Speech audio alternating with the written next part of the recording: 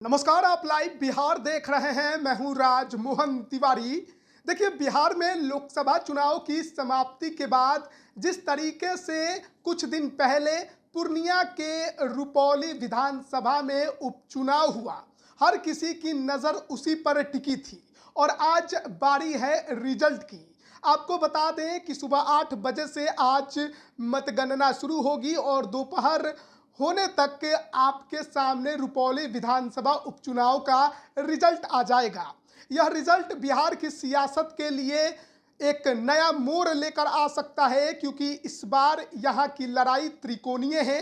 जैसा कि आप पहले ही जानते होंगे कि जदयू की विधायक रही बीमा भारती ने पाला बदला, राजद की सदस्यता ली और पूर्णिया से लोकसभा का चुनाव लड़ा, लेकिन पप्पू यादव से उन्हें करारी हार का सामना करना पड़ा। उसके बाद जो इस्तीफा उन्होंने रुपौली की सीट से दिया था, तो ऐसे में निर्वाचन आयोग ने यहाँ पर उपचुनाव की घोषणा की। 10 जुलाई को यहाँ पर वोटिंग हुई और उससे पहले इस चुनावी माहौल में तमाम राजनीतिक धुरंधरों ने अपने तरफ से पूरा दम लगाया अपने कैंडिडेट को जिताने के लिए।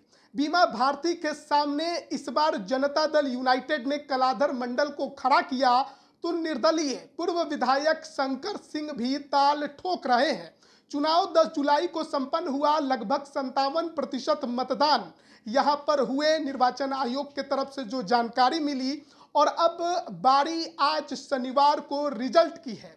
बिहार में विधानसभा का सत्र भी 22 जुलाई से शुरू होना है और उससे पहले यह रिजल्ट कई मायनों में अहम है, क्योंकि अगर यह सीट बीमा भारती जीतती हैं दोबारा से, जो कि लगातार बीते कई चुनावों से जीतते आ रही हैं, वो इनका किला है। लेकिन चुनाव से पहले जिस तरीके से मर्डर के आरोप में उनके बेटे और पति फंसते नजर आए, चुनाव से वो दूर रहे, तो उनके लिए समस्या बड़ी बताई जा रही है।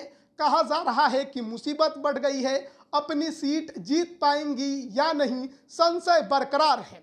ऐसे में जो जदयू के कैंडिडेट है कलाधर मंडल, वो काफ़ी ज़्यादा कॉन्फिडेंट दिखाई दे रहे हैं। उन्हें विश्वास है कि नीतीश कुमार के काम और उनके प्रचार, एनडीए की एकजुटता के बदौलत वो इस सीट पर कब्जा जमा लेंगे। पप्पू यादव ने भी बीमा भारती को समर्थन का ऐलान किया था, लेकिन उनके समर्थक उतने उत्साह के साथ मतदान के दौरान दिखाई नहीं दिए। ऐसे में बीमा भारती के लिए यह उपचुनाव राजनीतिक भविष्य के लिए बहुत ज़रूरी दिखाई दे रहा है। लेकिन अब ऐसे में जो कलाधर मंडल और बीमा भारती की लड़ाई है, उसमें तीसरे नंबर पर जो चुनौती देते दिखाई दे रहे हैं वो शंकर सिंह हैं। लोजपा में थे लेकिन पार्टी से इस्तीफा दे दिया, क्योंकि चुनावी मैदान में उतरना था और निर्दलीय ही एक बार फिर से यहाँ पर पर्चा भरा है। शंकर सिंह इस क्षेत्र में कमज़ोर नहीं है और इस चुनाव के दौरान भी, यानी मतदान के दौरान भी दिखाई दिया।